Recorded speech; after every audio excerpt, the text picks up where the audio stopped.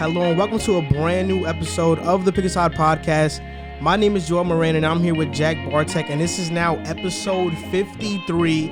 In today's episode, we're going to talk about the Warriors and Nets game for a little bit, the Clippers and Lakers, but what we're really going to talk about is how much of a threat the Nets are and the keys to success for the Los Angeles Clippers, and if Curry can carry this Warriors team to the playoffs. Then we're going to give some trade packages for James Harden. We're going to talk about Giannis' contract extension and players who didn't get a contract extension, such as Lonzo Ball, John Collins, the younger players that were heading into, their second half of their careers. But look, first of all, we're going to talk about the Warriors and Nets briefly. NBA opened up last night, and I watched the Warriors and Nets game. I thought it was going to be a better game, but it just turned out into the Nets dominating. Yeah, and I try to be as unbiased as possible. As you know, I'm a Net fan, and I love my team, and that's always going to be like, I'll always have the rose-colored glasses on when looking at them and analyzing them. It's impossible to not have that when talking about your team, I feel like. But you watched that Nets team last night, and I get it. The Warriors are not the same team they've been the past few years, but I don't see how anybody can stop that team defensively. Kevin Durant, watching that guy night in and night out is going to be like an early Christmas present because he just makes the game look so easy. And then on the other hand, you have Kyrie Irving, who makes it look so difficult, but yet he is so efficient. And those two paired together with Joe Harris and Landry Shamet, who could shoot the three lights out. And then, you have other role guys like Karis LeVert coming off the bench, who I think is going to be the sixth man of the year if he continues coming in off that bench role, because when you put him in with that second unit, it's essentially the team that you brought into the bubble last year. Yep. And he played so well in the bubble. So if you could get that production out of him off the bench, that'll be his award to lose. And the depth is crazy because beyond the second unit, even when you get into garbage time, they have essentially a team of playoff guys from the playoff bubble last year who would be in the rotation in most other teams around the league. Guys like Tyler Johnson who can play a role for someone. TLC. Bruce Brown is going to get no minutes. Yeah, exactly. He was playing starter minutes for Detroit. And the good thing about that is I said it in our preseason preview. I don't think that Kyrie and KD are going to play every night. Back-to-backs, you could essentially chalk them up as missing one of those two games. And it's understandable, with this short off season and them coming off such crazy injuries, you want them to get their rest in. So on nights that they do sit, you could still run out a starting lineup with Dinwiddie, LeVert, Joe Harris, DeAndre Jordan, Taurean Prince, and then coming off the bench, you got guys like Tyler Johnson, Chioza, TLC, even a guy like Reggie Perry, Bruce Brown.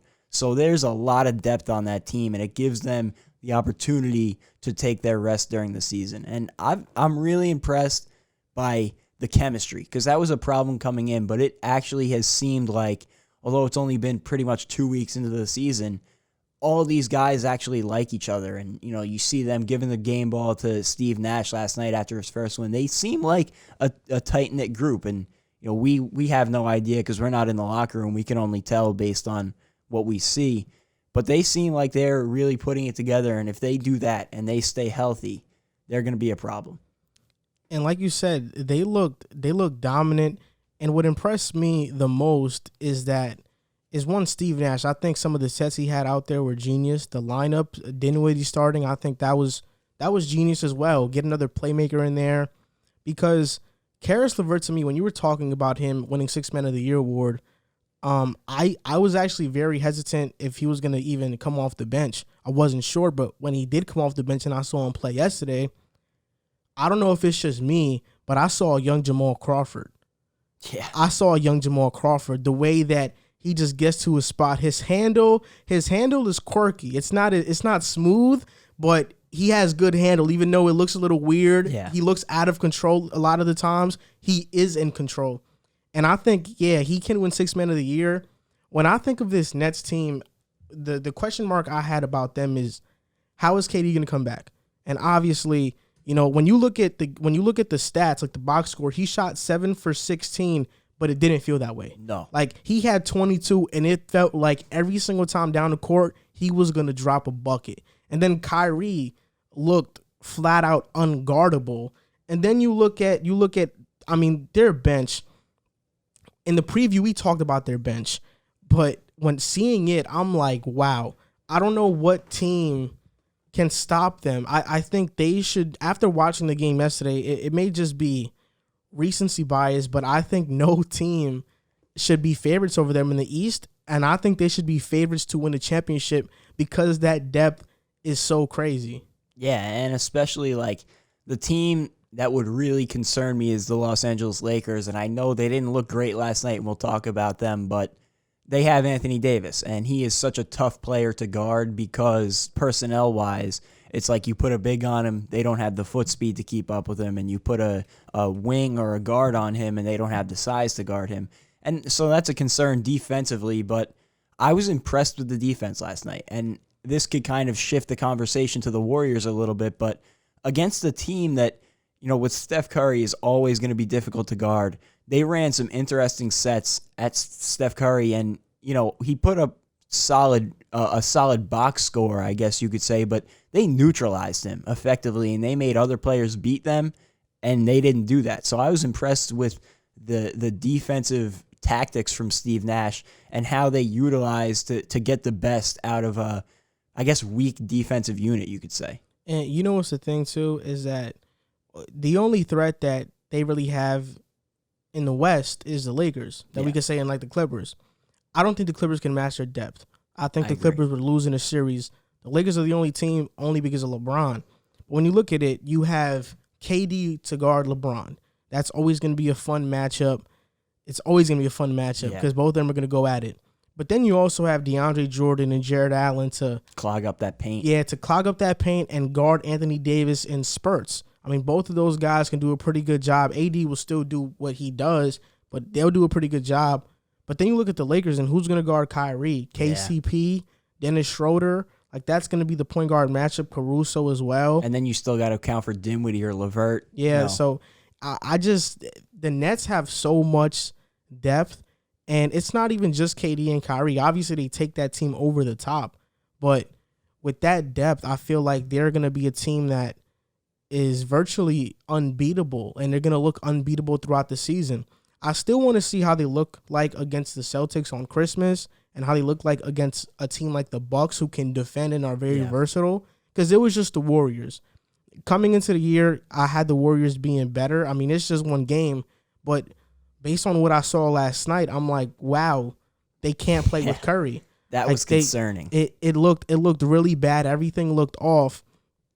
And yeah, I want to see them against a better team, but I do think that even against these better teams like the Bucks and the Celtics in the East, even the Heat, they're going to look this good in spurts. Like, I still believe that they'll look this good. Yeah, and one of the biggest concerns coming into the season for the Nets was what was KD going to come back as, and that's why I feel like talking about them like this is not as much overreacting to one game or just a preseason 2 games, because all you really needed to see was one game to see what KD was going to come back as, and he's shown throughout the 2 preseason games and now on opening night that he is, you know, maybe not the same exact guy he was, but he's still at that level, a top 3 player in the world, and it's really tough to guard him and tough to guard Kyrie. Yep.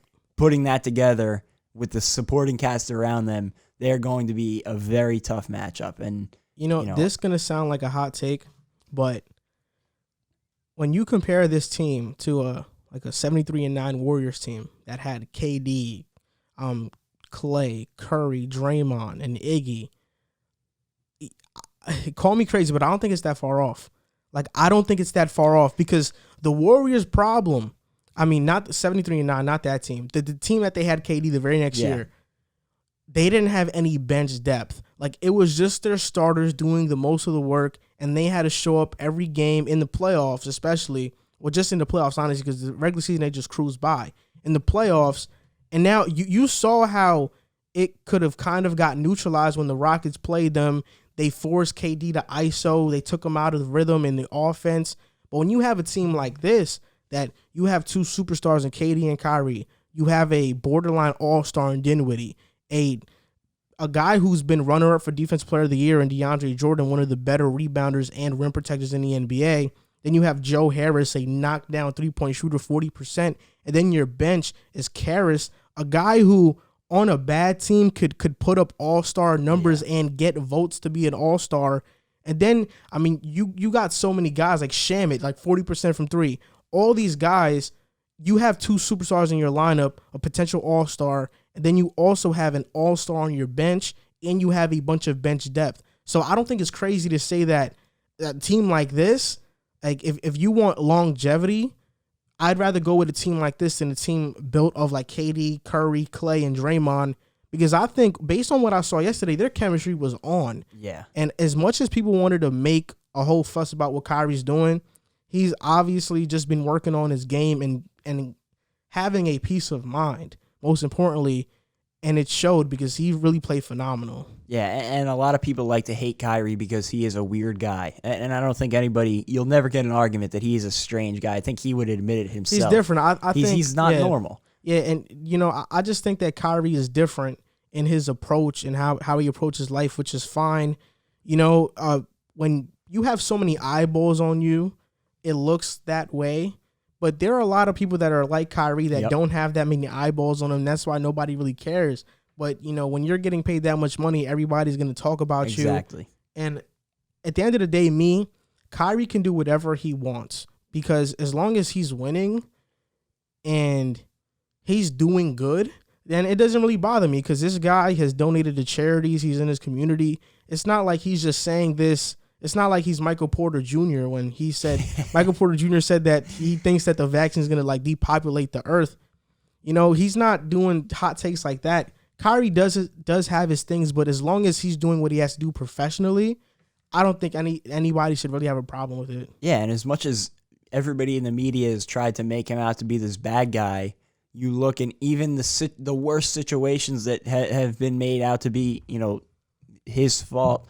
LeBron, every time he sees LeBron, they dap each other up. It's no problem. Kevin Love was tweeting about him last night, where they go back and play the Celtics in the preseason, and everybody goes to Kyrie after the game. They're swapping jerseys. They're hugging, laughing, whatever it may be. So, everybody wants to paint this picture of him, but sometimes situations just don't work out, and that happens in life. But it's not like these bridges have been burned. It's not like, when KD and Westbrook played for the first time and they were yelling at each other walking off the court. So I feel like... Now they dap each other up, though. Exactly. I just feel like it's been made out to be something it's not. And like you said, as long as he's playing well and it's not putting a wedge or a divide between the team, which it clearly hasn't to this point in the season, I don't care if he goes out and curses off the media every day after practice. As long as he's playing good basketball and is being a good teammate, then I have no problem with it as a Net fan. I want to throw this hypothetical question before we end this segment, because I put it on my story and I put it on Twitter for people to vote on. And I want people that are listening to the podcast, whether it be through a podcast hosting platform or YouTube, to answer this question.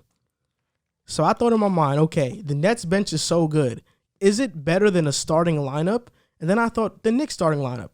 Is the Nets bench better than the Knicks starting lineup? The Nets bench is Karis LeVert, Landry Shamet, Taurean Prince, Jeff Green, and Jared Allen. The Knicks starting lineup is probably going to be Elfrid Payne or Emmanuel Quickley, R.J. Barrett, Alec Burks, Julius Randle, or Mitchell Robinson and Nerlens Noel. What team would win in the 7-game series? The Nets bench or the Knicks starting lineup? I'd go with the Nets bench. It actually is. Now that, I was laughing at first, but now that you say it and I think about it, it is actually close. Because I don't know, depending on what RJ Barrett is this year, I'll say based off of last season, the best player between those two teams is Karis. Exactly. There's nobody in that Knicks lineup that could match what Karis is going to bring. And the Knicks lineup has Julius Randle, which is a net negative. So yeah, it's very close. I don't know who would win in that matchup, because you look at Jeff Green. I mean, Jeff Green is a guy who, when he gets hot, he could take over a game. He against the Celtics and last night, he looked great. And I don't understand how at this age he can still be as athletic as he is. I'm going to be honest. When he went to the Rockets last year, I thought it was a great move. I'm a very avid Rocket watcher and viewer. I watch a lot of their games. I'm a fan of them because of James Harden mostly. Jeff Green stood out every single game. He was one of the most, if not the most consistent guy outside of Harden in the Rockets playoff run. This guy, Jeff Green, against OKC was phenomenal. Against the Lakers, he did his thing. Like, Jeff Green, when he went to Houston, he played lights out. Like, he was the most consistent guy, even over Gordon. Gordon was very inconsistent. Westbrook, we know about his troubles. Daniel House he was like the third most consistent. And then Robert Covington was kind of streaky. Jeff Green flashed, and he really gave life to the Rockets, and I feel like he'll do that same thing for the Nets. He's capable of having star games. Yeah, I'll compare him to, me and my dad say this about baseball players all the time, a professional hitter. You know, there are certain guys who just get to the veteran stage of their career and they're no longer the player that they used to be, but they've been around the game so long. They've been students of the game. They're hard workers. They keep their body right, and they know exactly what they have to do, and it just seems like they always do the right thing. Yeah. And he's just one of those guys that has just been a student of the game, and now he is that veteran that you want in your locker room. And one of the best parts about it, he was with Kevin Durant in Oklahoma City, so, you know, bring that pair back together, and they've done a good job creating a locker room environment where, you know, there are a bunch of good relationships, and I really don't see any fractures, and I get it, it's been one game, but even last season, you know, reports came out, but it never seemed like there was problems in the locker room. Mm-hmm. So the Nets blew out the Warriors. That was a team that they demolished, and watching the game, I think we can all agree that the Golden State Warriors, the team looked very messy. I think that's a good word to put it as. It didn't look like it fit around Curry. I don't even know if having Draymond in that lineup would have made even much of a difference. But the question that a lot of people are wondering, and something that's going to probably stain Curry if he doesn't end up doing this, is can Curry lead this Warriors team to the playoffs? We've seen stars before. Russell Westbrook in 2017 after KD left, lead that OKC team to the playoffs. We've seen James Harden before Dwight Howard with Jeremy Lin and Chandler Parsons, and not a very good team lead a Rockets team to the playoffs.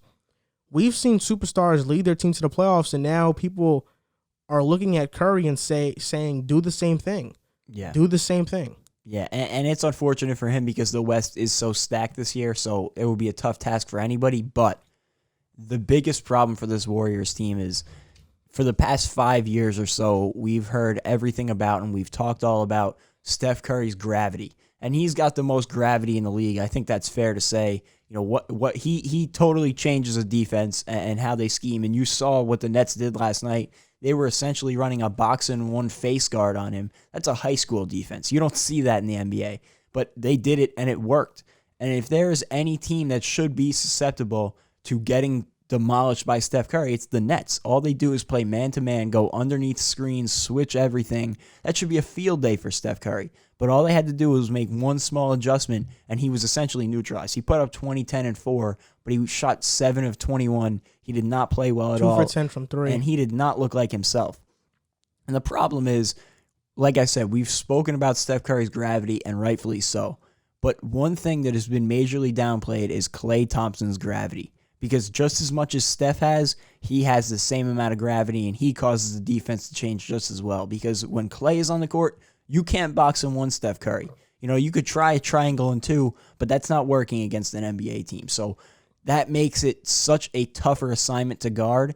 Draymond is not changing the defense like that. I like Draymond. He's a solid role player, and he was a great number 3 and number 4 piece for them. But he's offensively just not changing the defense in the way that Klay would. And Klay's not coming to help them. So who's going to be the guy to step up? Is it going to be Andrew Wiggins, who looks like he is almost taking a step back, not made any progress in becoming the player that we thought he would in Golden State? Is it going to be Kelly Oubre? You know, I like Kelly Oubre as an option, but he's not Klay Thompson. He's not going to change the way a defense game plans. James Wiseman looked good late, but it just seemed to me at times like he looked like he was in slow motion. Like he's got to catch up to the NBA speed and fast, and he didn't have any preseason to adjust. It looked last night like he was a little lost out there, in the middle of the ocean with no life vest for the beginning of the game. And although he looked good late, it was in garbage time. So yeah, he basically, He didn't have a good game. I mean, I don't think that Wiseman in the box score showed that he had a great game because 19 and 6, it jumps out. Most of those buckets were late. Early, not only did he look lost to me, I thought he looked very clumsy. Yeah, he just looks so slow. For a second overall pick, I'm not expecting that. For a second overall pick, I'm expecting you to be there, be confident. It felt like he was clumsy out there. It did feel like he was lost. And you talk about Wiggins and Oubre, and before I talk about them, I'll talk about Klay for a little bit. I mean, Klay changes the whole dynamic of their offense. When you talk about the Warriors, they revolutionized offense in the way that now every team wants to go 5 out, right? But the great thing about Golden State is that in their prime, in their heyday with not even KD, with Curry, Klay, Barnes, Draymond, and Bogut, they never had 5 out, a 5 out lineup. They played small. That's about it. But they never had 5 shooters on the court at the same time because when you have Curry and Klay out there, they basically account for having 5 shooters on the court at the same time. You know, when they set so many screens, now 2 people got to come up to make sure they don't shoot, and that leaves one guy open. So you always have a numbers advantage. But when there's just one shooter, because I don't think Wiggins is a shooter. He's not a shooter. He's a very streaky, inconsistent shooter, like 34% for his career. He shot 2 for 6 yesterday, 4 for 16 from the field. Looks bad. Wiggins was horrible yesterday. Then you look at Oubre. He's not a shooter. He's more of a slasher that can shoot if he gets hot. But he's not a pure shooter. He's very inconsistent. So you look at Wiggins and Oubre, they're not shooters. You look at Wiseman, even though he has a nice 15-footer, he can step out at times. You don't trust him taking a lot of threes. He's not a shooter either. And Draymond, we know that when the Golden State was with KD, Klay, and him, that was the guy getting left open. And he didn't disappoint because he would miss a lot. You know, teams would keep leaving him open. So this team is made up of guys who can't really shoot. Curry is the only one. He's going to face these defenses all year long, and I don't think that the bench can make up for it either. Kayvon Looney, Marquise Chris, Brad Wanamaker. Maybe if they got Jeremy Lin, that would have been huge. Jordan Poole, maybe he takes a step up. Kent Bazemore isn't too bad, but it looked bad out there for the Warriors. And I said this on Twitter. I said that I think Stephen Curry is like an Anthony Davis type of superstar. Not that because I think he's better than Anthony Davis, but in his prime. I think Anthony Davis might have the edge right now. Yeah. I say that when I say that Anthony Davis never carried the Pelicans to the playoffs consistently. He did for a year or two. That's about it when everybody was healthy on the team, but he didn't carry them consistently. But we know when you put Anthony Davis on a winning team, their ceiling skyrockets because of his defensive versatility, how great he is offensively. That's the same thing for Curry. He's not gonna ISO like James Harden 30 times a game and give you 40. He needs a team around him to, in a sense, build the offense around him when he runs around these screens and they know how to play with him, because he was open a couple times yesterday and they just missed him because they don't know how to play with him yet. He lifts a team ceiling up, but he cannot lift a team that is in the bottom of the barrel to relevancy. Yeah. He can't do it. And you mentioned the name that I was going to bring up, James Harden. I think that personally Steph is a better player than James Harden. I think it's a toss-up, but personally I take Steph Curry over James Harden. I think that Steph is at his peak a top 5 player in the league talent-wise, but his play style is just not built to carry a team. Like, he's not a LeBron, he's not a James Harden where you can give him the ball and say, go win a game, because defensively, he's much easier to neutralize, I feel like, individually, if you isolation. Key in on him, than a James Harden or a LeBron or somebody like that, even a Kawhi, where, you know, you could just give them the ball, and no matter what defense is thrown at them, you feel like they're going to get the job done. And I just don't feel that with Steph Curry without Klay Thompson around. And, you know, I'm trying not to overreact to this first week of the season, but there are some real big red flags for the Warriors. See, what I think is that, and it's not a bad thing to have to be that player that you can't carry, even though you make a team ceiling higher. And I say that because it's only a few guys that can do it. I say that because the 2 guys in the league outside of LeBron that we think of in terms of carrying teams to the playoffs are James Harden and Russell Westbrook. What is something that we talk about when we talk about both of them in terms of their how they are as players? What is their fit? Why didn't any team trade for a former MVP in Westbrook? No team was interested. Why? He can't fit. He can't fit everywhere. James Harden, why are the Nets and the Heat so hesitant to pull a trigger? Because how's the fit going to be like? They're not a puzzle piece. They are the puzzle. Exactly. Like, how's the fit going to be like? When you look at Curry, if he was on a trade block right now, I think he'd be gone already from Golden State. Anybody would trade for him because he fits anywhere. Yeah, so Curry, you don't have to worry about fit. But with these guys that can carry teams like Westbrook and Harden, you have to worry about fit because they're the guys that are kind of doing most of the bulk of the work. And so that's why I don't think it's totally a bad thing. But then again, you said it. It's just one game, and it was against potentially the best team in the NBA, that the best team this season that's going to be in the NBA. So we have to see them against teams like maybe an Indiana or in Atlanta, or teams that are kind of like the Timberwolves, the Utah Jazz, different teams that are kind of going to be in the lower seeding of the Western and Eastern Conference, or even in the middle of the pack. I think even though this game looked horrible, we still have to see more to really make a judgment on whether Curry can lead this team to the playoffs. Yeah, and I had them at 9 in my preseason preview, and I feel pretty good about where I had them at. I think they're going to be a 9 or 10 seed. I think they're going to get in that play-in game, maybe up to an 8, but I don't see them being in that top crop of Western Conference talent because, you look at the teams that I had ahead of them. The Nuggets, the Lakers, the Clippers, the Blazers, I don't even see them close to those teams right now. And then you have the Rockets, who they have all the problems in the world, but just speaking solely basketball-wise, I don't see them close to the Rockets. The Mavericks with Luka, the Jazz, the Suns, and then even teams behind them like the Pelicans. It's going to be tough for them to, find their way into that pack. The key for them is if Wiggins can hit open shots and so can Oubre. Yeah, Wiggins needs to step up. For me, that's what it comes down to at the end of the day because Oubre, like you said, is more of a slashing type, and he'll do a great job defensively. He'll rebound for you. He's kind of like a better Draymond in my eyes. No, but hell no. You don't think so? I don't think so. Maybe offensively, but like in terms of like all around player. No. That's what I mean. Okay, offensively, he brings more to the table offensively, but he'll do everything for you in spurts. He doesn't do everything better than Draymond does, but offensively, he's a little bit better than Draymond, but he's still not going to add an extra element to that offense. He'll be a nice piece for them, but the guy who needs to step up and change the dynamic of the offense is Andrew Wiggins. He's the second guard in a system that is built to have 2 really good guards in it. And he's the guy that's been there since last year, so he's the one that should adjust the best.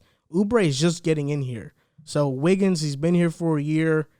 He should already be ready to go, and it looked like he wasn't. But I was laughing last night when Chris Webber said that he liked Andrew Wiggins' demeanor.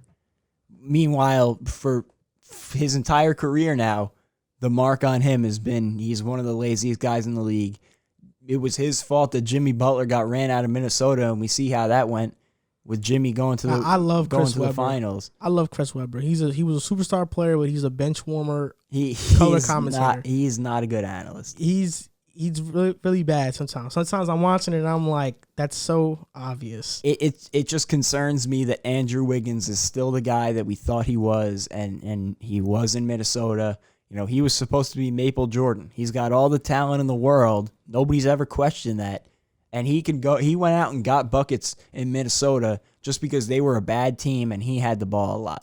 But at the end of the day, I just don't think he's a championship player. I don't think he's a playoff type player. I just think he's a guy playing basketball aimlessly with no real work ethic. Because if he had the work ethic, he'd be an all-star caliber player right now. So after the Warriors and Nets game, the game that happened was the Clippers versus the Lakers. It was the last game of the doubleheader. And the Clippers pretty much had firm control of this game throughout the game. The Lakers made a late comeback, but then the Clippers made a late push to further the lead even more, thanks to Paul George. Paul George had 33 points, 13 for 18, 5 from 8 from the 3, 6 rebounds, and 3 assists. Ibaka made his debut. He chipped in 15 points, 2 for 3 from the 3. And Kawhi didn't have his best game. He shot 10 for 26, 1 for 8 from the 3, but he still had 26 points.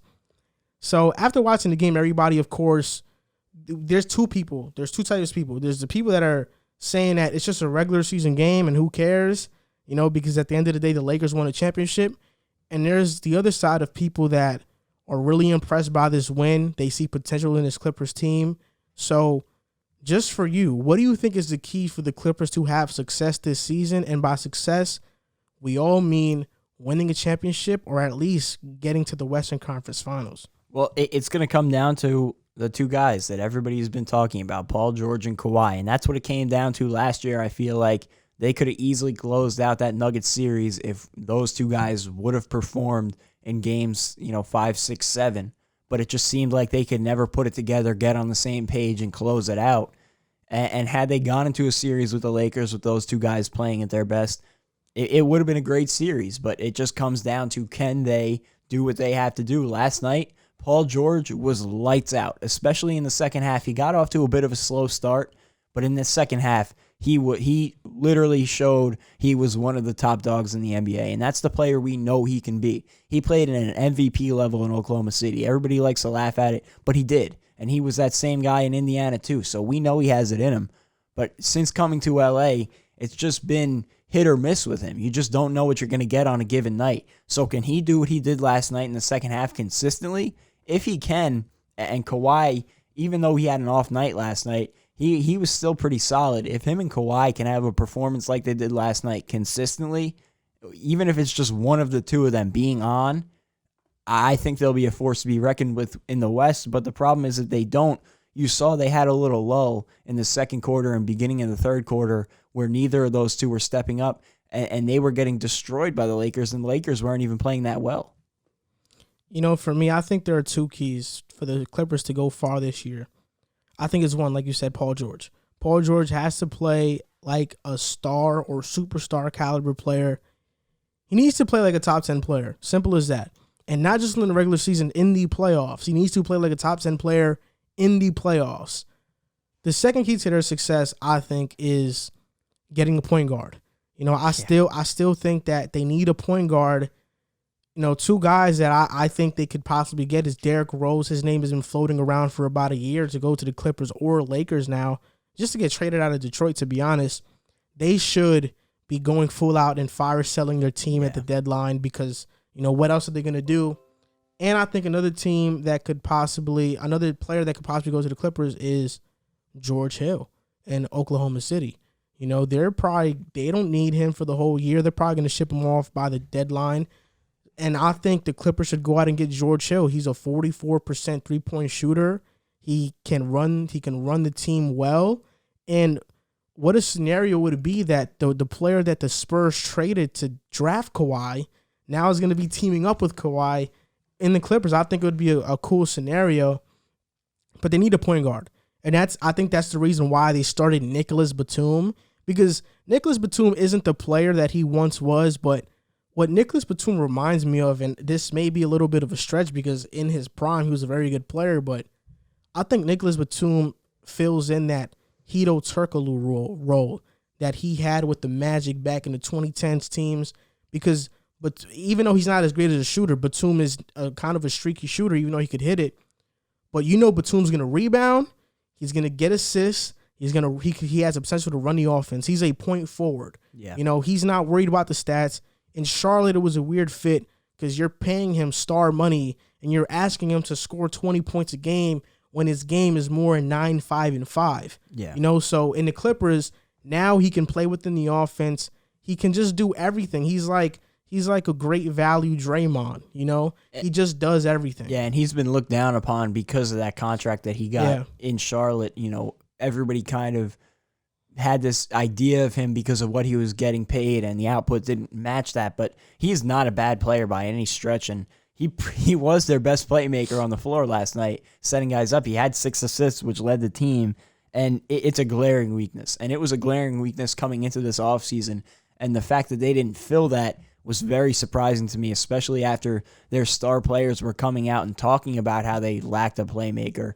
It was pretty weird that they didn't go out and get one, but like you said, there's going to be playmakers on the market throughout this season. You mentioned 2 of them, and I'm sure there will be others. It would be malpractice if they didn't go out and get one because they need it. Yeah, Patrick Beverley is more of a pest defender, a spot-up shooter. He worked well with James Harden because James Harden was the true point guard of that team. Pat Bev was more of the shooting guard, and he would just kind of feed off of what other guys did. But he's not a playmaker, so I don't know how they're going to get a point guard. They're probably going to have to trade one of their key players like Lou Will or maybe even Pat Bev. It's going to be tough, but they got to get a point guard, and I think that's what's going to be the key to their success. Because when you look at this team, if you have a lineup of Batum, Kawhi, George, and Ibaka, which was their starting lineup basically yesterday, I mean, Batum, Kawhi, and George can switch on anybody. Yeah. They're very good defenders. We know Paul George and Kawhi are elite defenders. I say Batum is a very, very good defender.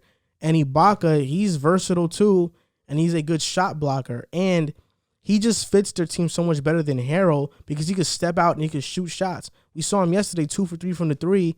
And in Toronto, he was a very good three-point shooter. Yeah. And that's what they needed because Harrell provided none of that spacing. He looked great last night, too. A perfect fit. And you mentioned all the reasons why he's a better fit than Harrell. Even if Harrell might be considered the better player, maybe. I don't think so. I think that Ibaka is a much better fit for this team. He provides some spacing and also interior defense, which killed them last year against the Nuggets because they couldn't guard Nikola Jokic to save their life. And then when they started throwing the doubles, that was when Jokic picked them apart, and it killed them for the last 3 games of the series. So now adding in Ibaka not only gives you a different dynamic offensively, but changes the way you're going to defend teams with elite big men too. Yeah, I mean, that's the thing. So I think the Clippers definitely got better, but it's just that one point guard role that they really need. And I think Batum can do a pretty good job at it for spurts in the game, but I don't think he can be that consistent playmaker. If you have a true point guard with Batum out there, I think that's a team that can be really good because, like I said, Batum is not a bad player. He's more of a 9-5-5 guy, 9-6-6 guy. He's gonna get his assists and rebounds. He's a good playmaker. He has high basketball IQ. They just need another guy to be alongside him and be that true point guard. Yeah. And how they're going to do it, I'm not sure. They're going to probably have to pull something off. We know Jerry West is a mastermind in that, so we'll see what they do. But I think their keys to their success this season are Paul George playing at a star level and ultimately just getting a point guard. Yeah, and it's going to take a full season out of Paul George and Kawhi because I don't love their depth either. They had 4 guys come off the bench last night and play 20 minutes. Patrick Patterson, Zubac, Lou Williams, and Luke Kennard. And beyond that, I don't see anybody else that's going to come in and make an impact. Kabengele, Reggie Jackson, who only played 3 minutes, Terrence Mann, Amir Coffey. I don't think any of those guys are going to come in and give you meaningful minutes. So it's going to take those guys being on every night, not taking those superstar rest nights. And that's what it's going to take to have a good season because they don't have that Nets-type depth off the bench where they could take a night off. Those guys are going to have to be on for, 71 games I think they're playing this season? 72. So it's going to take a full season out of those 2 guys. And if they can get that, they'll be a top team in the West. James Harden is there's reports coming out of James Harden. I think he might miss this game because of COVID protocols. He was at a club and all this. We know that there's been a lot of dysfunction with the Rockets and James Harden to start out this year. And I think it's in everybody's best interest if James Harden just gets traded like he wants to. But, of course, the Rockets have to get value for him in order for him to get traded. So in this segment, we're going to put together our best trade packages for James Harden. I actually have 4 potential teams that can trade for him. I'll go first in talking about the Miami Heat. What's your 4 teams before you go? The Heat, the Sixers, the Nets, and the Raptors. Gotcha. So I think the Miami Heat, one of the trade packages I see is that the Heat get James Harden and PJ Tucker. I think a lot of these trade packages you should add in. You should want to ask for PJ Tucker just because he's a glue guy. He's James Harden's best friend. He's a BR Kicks champion. So I think Miami Heat get James Harden, they get PJ Tucker, and the Rockets get Tyler Hero, Kendrick Nunn, Kelly Olynyk, and a future first-round pick. That's not a bad. I would take that in a heartbeat if I was the Heat, just talent-wise. And the Heat have also said that they have stopped talking with the Rockets because I believe the Rockets are asking for Bam as well. And that's one of the biggest problems, before we keep going into trade packages with the Rockets, is they're asking for so much. And with everything that James Harden has done and said over the past few months, if you had tried to pull this off at the beginning of last season, I think you would get more of the value that you're looking for. But with everything, all the antics and whatever's come out over the past few months, his trade value has just plummeted, not as a player, but just as a guy you want or don't want in your locker room. And the Rockets should just be happy with getting a young star, honestly. Just get a young star, but they're asking for too much. They want Hero and Bam. You're not going to get that. You should be fine with just getting Hero and Kendrick Nunn in the pick. I think that would be a perfect deal for both sides. Yeah. My first team that I think would have a pretty solid chance of trading for him is the Denver Nuggets. And I'm not sure exactly how they would make the money match, but with Gary Harris's big contract, you could match that with a guy like Michael Porter Jr. and maybe one of those nice bench pieces and a couple of picks. I think that would be a solid deal. The Rockets are able to bring in a guy like Michael Porter Jr., who I think he has all-star potential easily. It's just he needs to get the minutes and get the touches, and I don't think he'll necessarily get that in Denver behind Jamal Murray and Nikola Jokic. And the Nuggets add a guy in James Harden who would just add another versatile scoring option to that offense. Wow, that's a good one. I don't know. That's weird. That's a weird fit with Harden and Murray. And they had been one of the names that have been floated around recently. I think a report came out 2 days ago that the Nuggets, the Raptors, and the Celtics had inquired about him. But there was just preliminary talks. Wow, that would be a good. Maybe I think if I'm the Nuggets, I'll do the best I can to keep Porter Jr. Yeah, and instead put like Bol in the deal. That would be an interesting piece to throw in there. Yeah, like Bol in the deal, and I'll throw in some picks. But that's interesting. The next team I have is the 76ers.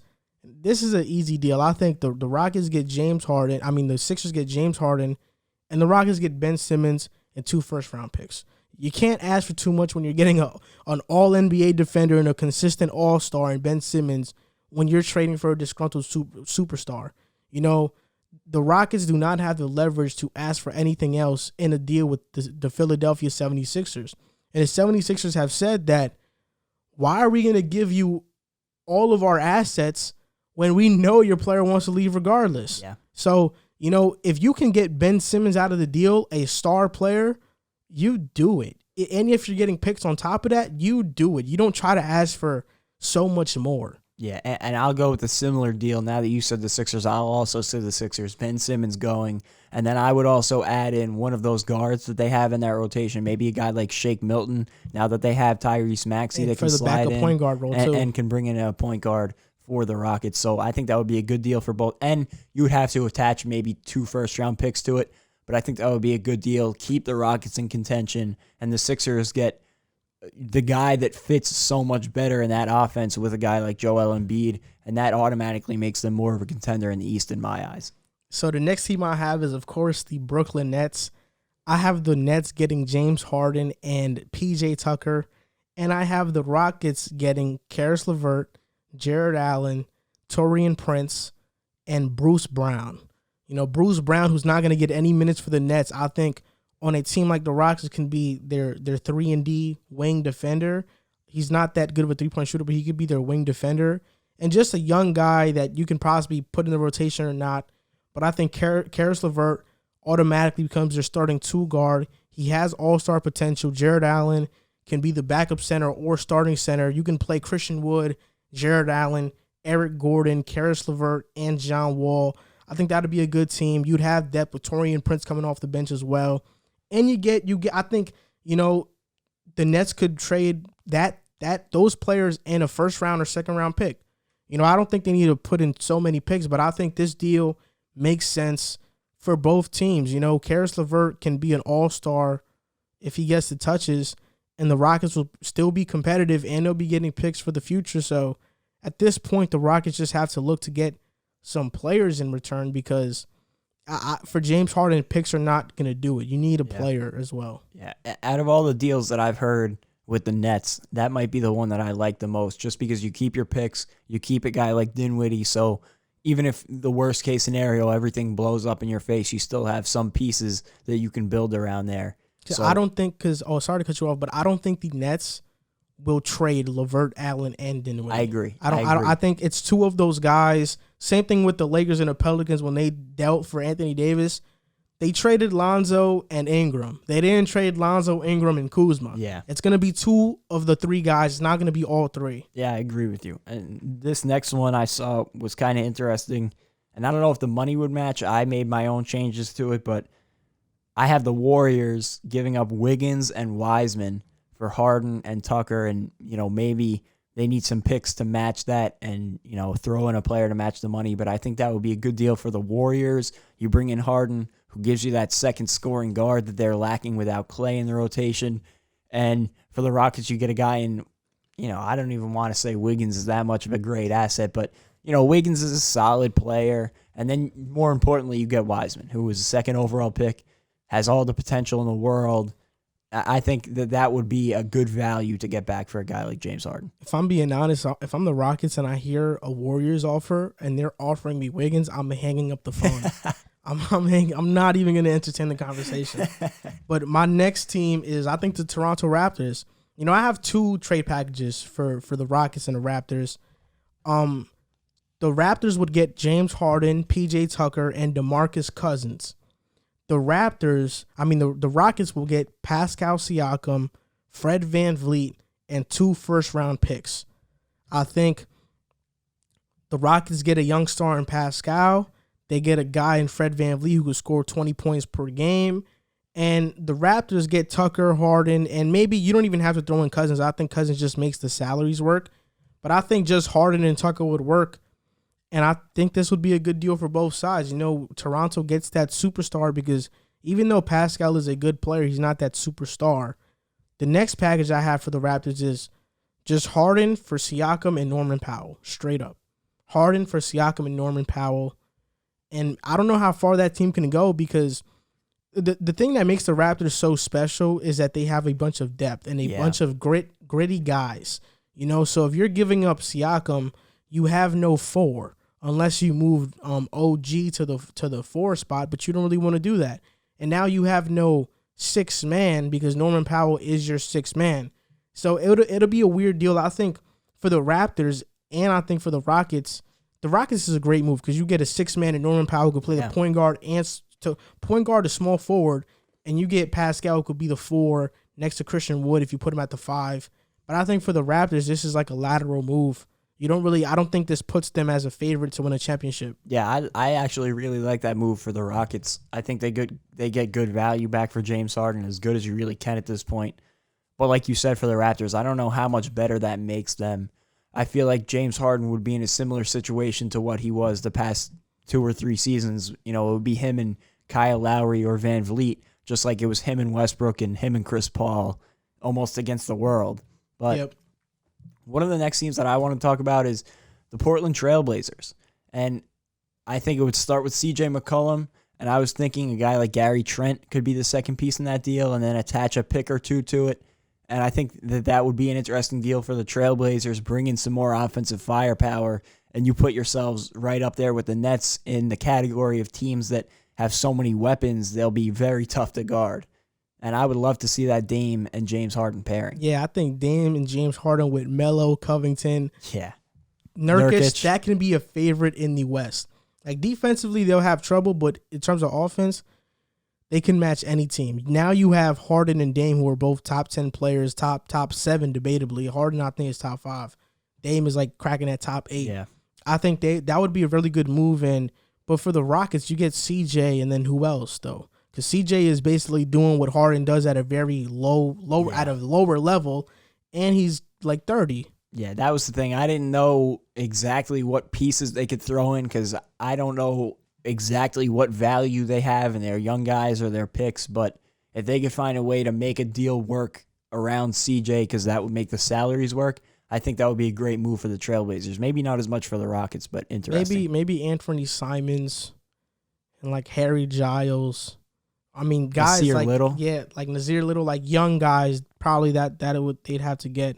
But yeah, I mean, it's gonna be hard to trade for Harden because not only is he getting a massive salary, but the Rockets at this point are being very greedy. Yeah, like it's like I think deals that are good deals not that I have this knowledge, but it sounds like they're turning down a lot of good deals because they want the greatest deal of all time ever for a superstar player.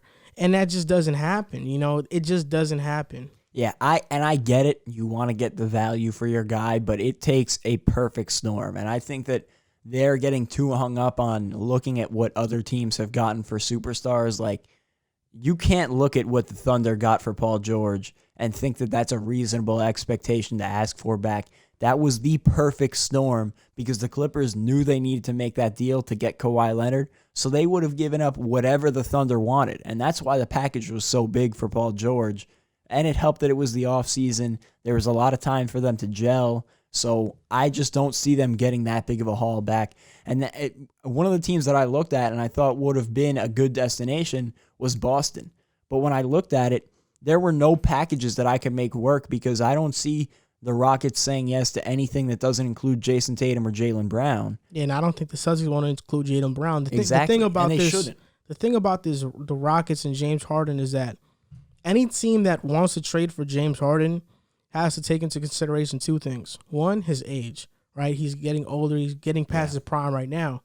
Also, another thing is that you don't make a deal for James Harden unless you think and you're confident that if you make that deal, you can win a championship.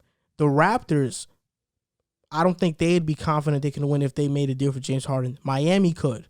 The Nets could. The Philly, they could. But I think Philly's thinking about it more so if we have Simmons, Harden, and Embiid, we can win. But is there any way to pull off that deal? It would have to start with Tobias Harris.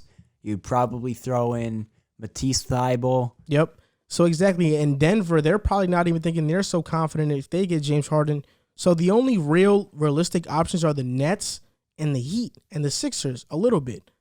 But the Rockets... I like the promise of that Nuggets deal, though. I think that they have enough good young pieces, especially starting with Michael Porter Jr., that they could figure something out. And if they added, although it would be a strange fit and they would have to figure out that, I like Mike Malone to figure out a situation where Jamal, James Harden, and Jokic could work. Yeah, so it's weird right now. The Rockets are in a tough position, but I think if you can get a Tyler Herro in a deal, a Ben Simmons, or even a duo of LeVert Dinwiddie or LeVert Allen or Dinwiddie and Allen, you pull the trigger and you make the deal. But obviously Houston has other thoughts in their mind, and we'll see if a deal does get made. Yeah, and I'll say not to take anything away from James Harden as a player, but with everything that has come out, I would definitely be skeptical if I was a general manager. I would be worried pulling the trigger on a deal for James Harden, giving up so many assets, especially with the asking price that the Rockets have right now. With everything that's coming out, that's a huge risk. Although it's a high reward type situation, it's a huge risk, and that's something that you could lose your job over if you get it wrong. Yep. So the next topic we're going to talk about is Giannis signing his Supermax extension, 5 years, $228 million extension. We can talk about this briefly about just how good of a signing or move this is for Giannis. Personally, for me, even if he doesn't win a championship, I like this because I saw the interview he made the other day where he basically wanted to sign because he didn't want to have the pressure, not on himself, but on his teammates, and his teammates getting asked about it the entire year. We've seen how that causes rifts in teams. Like it caused it with Kyrie and the Celtics. It caused it with KD and the Warriors. And even in OKC, and Giannis didn't want that. And I like this because he remained loyal to his team, and that's rare. He didn't feed into the pressure of signing elsewhere just to win a championship. He chose loyalty, and overall, I think this is great for the league because now you keep the competitive balance in flux. You're not creating super teams. 2 stars and a bunch of bench players. That's a great team. But now when you're putting 2 all-star, superstar level players together, now that's a super team. Yeah. I think that's a little unfair, to be honest, for me. So I think it's good for the overall complexion of the league. The Bucks are now going to be competitive for years now, and they lost a lot of picks in trying to keep Giannis happy. So if he would have left, that would have been a bottom-of-the-barrel franchise. And now, let's see if the Bucks can make a run. But overall, I love this move because Giannis decided to remain loyal and didn't choose to do the trendy thing. Yeah, I was very happy to see him stay in Milwaukee just because you look around the last couple of years, the first example that comes to mind is obviously LeBron. You could look at Kevin Durant leaving Oklahoma City. Even a guy like Gordon Hayward, after having an all-star season in Utah, leaving Utah. There's so many examples of big-time stars, big-time names leaving their small markets for more promise elsewhere, and I get it. But this Milwaukee franchise did everything they could for Giannis. There was nothing more they could have done to surround him with talent. They sold their future to go out and get Drew Holiday this offseason. They broke the rules to try and go out and get Bogdanovich. So, it was not for a lack of effort if the talent wasn't there to win a championship. They were trying their best to do that. And I think that Giannis did the right thing rewarding them by coming back. And also, like you said, with the competitive balance, where the league is at right now, I think is a great spot. There's not any team that I can see that has more than 2 stars or superstars, and almost every team has 2 stars or superstars except a few at the bottom. But it gives it a good competitive balance where in the West, we could see pretty much 13 teams making the playoffs. And the East, we could see probably 11 or 12 making a playoff push. So I love where the league is at, and Giannis staying in Milwaukee keeps it there. The one thing I will say, I would not be surprised if at some point towards the end of the deal, if they have not won a championship, if he ends up asking for a trade. Yeah, being maybe in not a James Harden situation, because I don't think it'll get as ugly as this James Harden situation has, but I wouldn't be surprised if he ends up asking for a trade towards the end of the contract if they still haven't even gone to the finals. I think a finals appearance would keep him happy, but he wants to win, and if he isn't seeing that, I wouldn't be surprised to see him go elsewhere. And that's something that the Cavs never did for LeBron in his first stint. They didn't try as hard as they can to get talent to come to Cleveland, and people might be saying nobody wants to go to Cleveland. Well, who wants to go to Milwaukee? Yeah, you get to play with one of the best players in the league. That's the allure. Yeah, so they didn't do all they could to get LeBron to stay. That's why I think LeBron left. I think the KD situation was different because OKC was a Western Conference Finals team, one game away from going to the finals. KD left because KD left, and I think still is looked at as one of the weakest moves in NBA history. Yeah, and if you remember that offseason, because I remember on draft night, they make a trade to go out and get Victor Oladipo coming off a blossoming season in Orlando when he was really, rising up as a player. And I said, man, that could be a really scary team with Westbrook, Oladipo, Durant. They still had Steven Adams. So that was a team that was going to look really good that upcoming season. They did everything they could. They drafted great. They had Westbrook.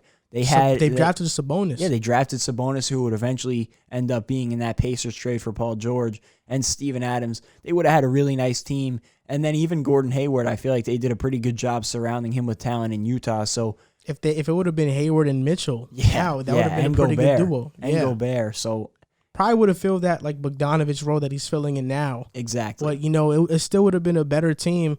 But yeah, I like that Giannis is doing this because the Bucks, like you said, they did what they did to keep him, and Giannis rewarded them because he's like, okay, you're trying, and that's all I can ask for, because Giannis realizes that right now he's 25 years old. LeBron didn't leave Cleveland until he knew he couldn't win there. Yeah. He didn't leave until he was like 28, 29 in his prime. It took 2 contracts. Yes. And them doing the best deal they made to get a talent there was Shaquille O'Neal at 34, 35 years old. And who else did they bring in? Antoine Jameson. And past his prime. to be fair, KD left on his second contract too. Yeah. But it's just about where he went. Yeah, that really matters the most. But yeah, Giannis staying, I think this was a great move.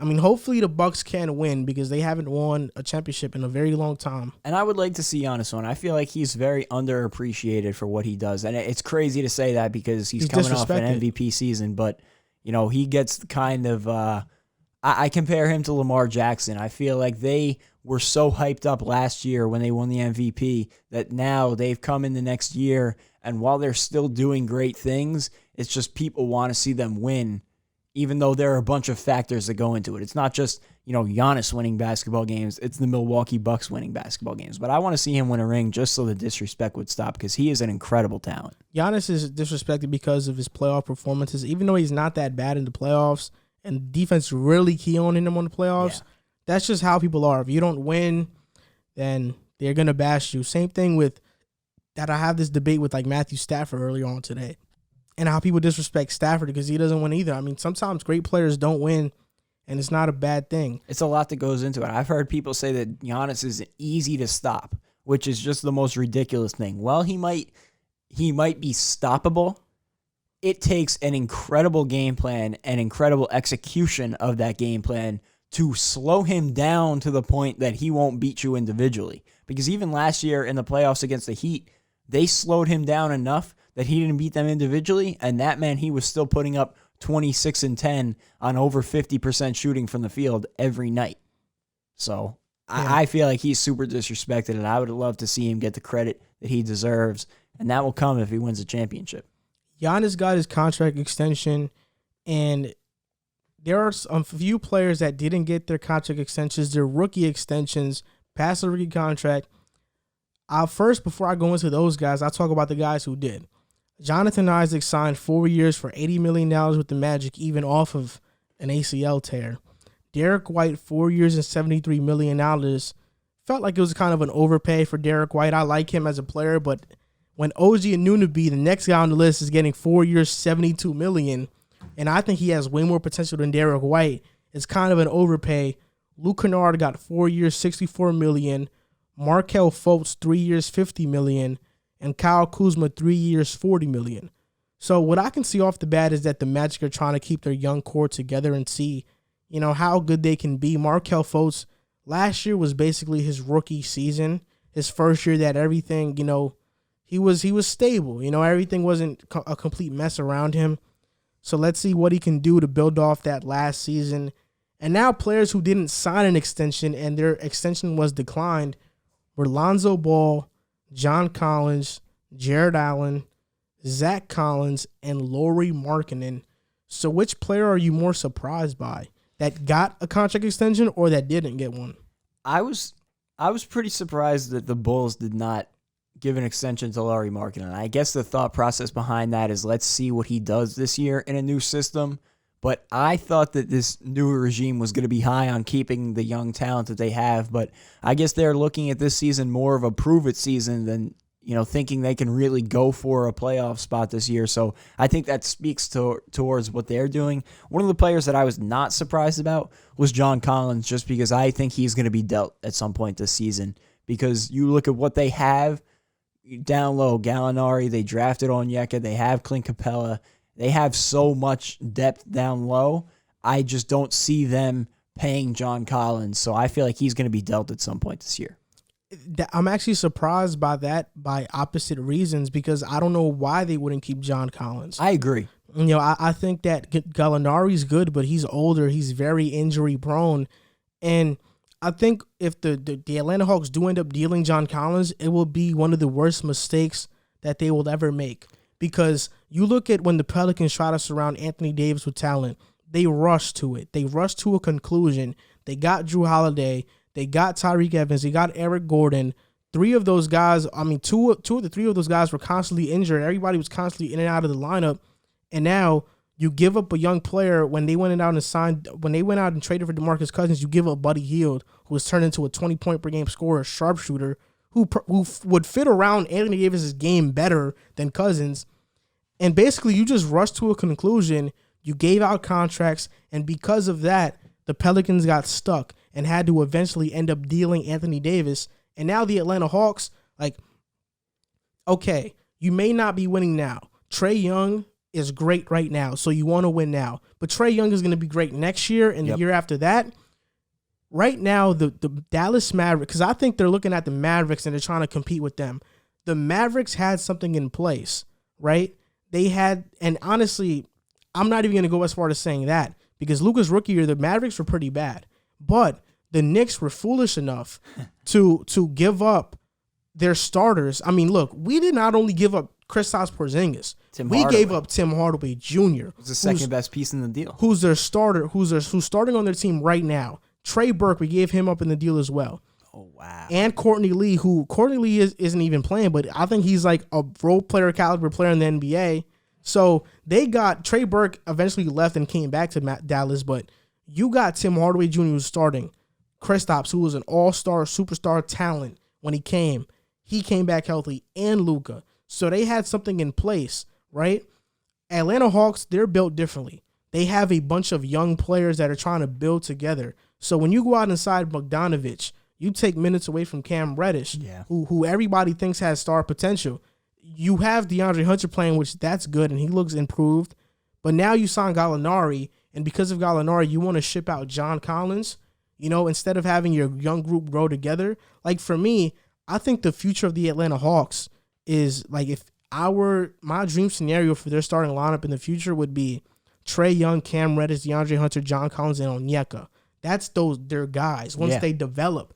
But instead, you want to bring in a bunch of veterans, and I get it. But I think this move and them trying to jump the gun is going to cost them. Because now's not the time to do it. Exactly. There's too many good teams. You took the phrase right out of my mouth. They jumped the gun and they went out this offseason, and I said it in the preseason preview, they spent like drunken sailors. They had no regard, I feel like, for who they were bringing in. They just said, let's bring in all the talent that we can, fit be damned, and we'll figure it out when we get there. But now you look at it, Bogdanovich played some 4 last year for the Kings, so if you want to say he's a 4, you have Bogdanovich, Gallinari, Collins, Onyeka. Bogdanovich is 6'3". He played some 4 for them last year, if I'm not mistaken. I mean, if he did, that's ridiculous. That's why Luke Walton has to get fired. But he's 6'3". Well, nonetheless, they have a logjam down low. I would trade Capella before I traded John Collins, but I don't know what they're thinking, not wanting to pay John Collins. I mean, I see what they're doing, and maybe they extend him in the offseason, and I'm wrong, but I guess they're banking on Onyeka coming in and now taking that spot of John Collins, but Gallinari's not a long-term option. I feel like Capella's not really a long-term option, so if anybody was going to get dealt, I feel like it should be Capella. They're obviously not going to trade Gallinari. They can't, even if they wanted to, with that 60-day signing, trade exception, or whatever it may be. But I agree with you. I think that would be a big mistake, and I think they just went for it too early. You have so much more time for Trae Young to grow. Cam Reddish and DeAndre Hunter haven't even scratched the surface yet. And John Collins is a guy who, if you paid him this year, you have 5 years of him growing into a potential all-star talent at the 4. He put up great numbers last year, and that's with missing 20 games at the start of the season. Who knows if he plays those 20 games, they might be in that race for the 8th seed. They might be a bowl team last year. But they'll be better, but they would have still been bad. DeAndre Hunter and Cam Reddish were both rookies last year. And this year, it's their sophomore season. At least give them until their 3rd or 4th season to try to make these drastic moves. When you try to do it so fast, I think that might potentially hurt them in the long run. Yeah. And I disagree, though, with one thing you said. I think Clint Capella is a long-term option. And that's why it surprised me that they drafted Onyeka. Because I think Capella was a long-term option, that he signed for like 3 more seasons. And I think he fits Trae Young in terms of just pick and roll and catching lobs and playing defense. He's a good defender, a good rebounder. So I think he fits. He's a young player as well. I just think that they should just keep this team together. Just let this team grow together, and at least just let this team grow together. Maybe they're just waiting out to sign him later in the offseason or later in the year when offseason starts, because that's always a possibility. Because we know with all these players, whether it be Ball, Collins, Allen, Zach Collins, or Markkanen, their contracts can be matched. They're restricted free agents, not unrestricted free agents. So maybe they want to see what's out there in the market for John Collins before they jump the gun and offer him a crazy amount of contract. That's a good point, but I feel like if he gets out there, he's going to get a good amount of money from somebody. But, I question where they go now. They can go over the salary cap to sign John Collins, correct? Yep. So it would be a mistake to let him go, but I feel like it was a mistake to bring in Gallinari in the first place. Even though I like it. I like the veteran presence that he brings. Are they going to play him into 3, you think? He's coming off the bench. Okay. I don't think it was a mistake. I just think it's a mistake that if they were going to go, they're thinking about not bringing back John Collins. If they were going to go and then draft Onyeka, then I don't know why they spent all that money to go out and sign Gallinari, and then they're also going to have to extend John Collins, and they have Clint Capella. It's just like I feel like they're investing a lot into those big men when they could have used that money maybe that they spent on Gallinari to find a better star at some point. They could have been in talks for James Harden maybe if they hadn't made that Gallinari deal. But that would have not worked. No, but the point that I'm making is I feel like they just threw money out there because they wanted to compete now when it might have been smarter to just hang on to that cap, bring in more guys on smaller deals. Like I thought bringing in Rondo was a really nice addition. Brought in some veteran presence. He was cheap. He can come in, play some defense off the bench, and be a little mentor for Trae Young.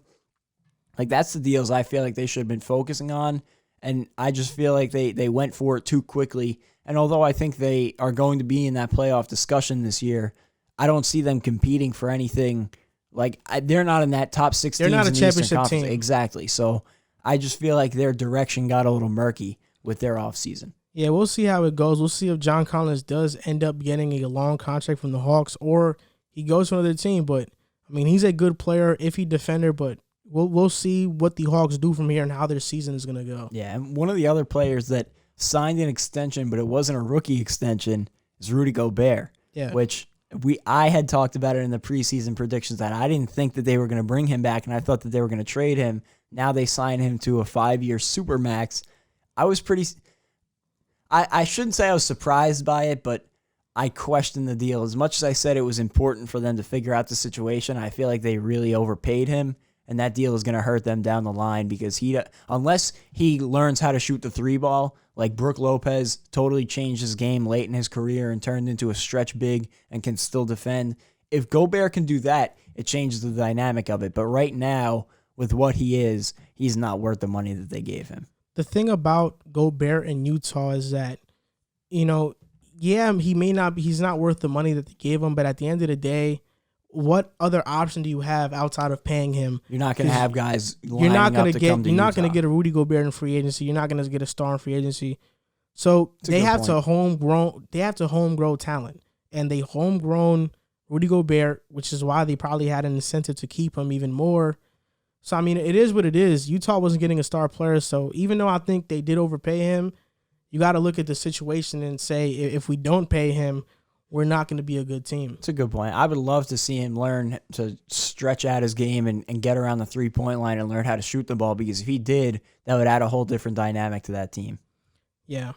So this is going to do it for this episode of the Pick a Side podcast. This is now episode 53. This is a short one. We recorded back-to-back. Yesterday we recorded around the same time. But after the Clippers and Lakers game and the Nets and Warriors game, we decided to just do a basketball episode today. We were going to do one regardless. So, our next episode will probably be next week. We'll talk about football. Then after that, we'll talk about the another basketball episode. Yeah. But, Merry Christmas, everybody. Yeah, Merry Enjoy Christmas. Your holiday. What we're trying to do is we're trying to just rest because we know the holidays coming, and we've been working a lot, 2 episodes a week for the past, I don't even know how long. So, yeah, just thank you guys for watching. Thank you guys for tuning in. I just checked the stats. We're at like 271 podcast downloads this month. Crazy. Yeah, it's unbelievable, and that's not even counting the YouTube numbers and our views on YouTube. That's podcast included. That's a lot. So we appreciate you guys for tuning in. As always, you can check us out on Instagram and Twitter, or Instagram and TikTok at Pick a Side Podcast. On Twitter, it's Pick a Side Pod. And if you guys want to donate to us, you can look us up on patreon.com/Pick a Side Podcast. And if you guys are listening on YouTube or on Spotify, you can find us on YouTube, and you can find us on Spotify or Apple Podcasts on Pick a Side. So thank you guys for watching. Have a Merry Christmas and Happy Holidays to all of you, and we'll see you next time.